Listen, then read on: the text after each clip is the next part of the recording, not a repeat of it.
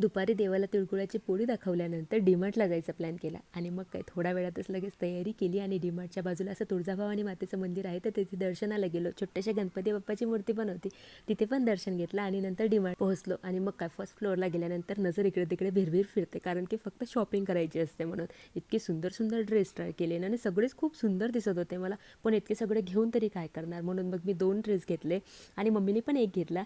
आणि नंतर इकडे जे की आम्ही बिलिंगसाठी आलो समोर, तर तुम्ही बघू शकता एका माणसाने इतके सगळे ढोकळ्याचे पॅक घेतले होते ना की संपतच नव्हते. मग आम्ही शॉपिंग केली, बिलिंग केलं आणि नंतर आलो घरी.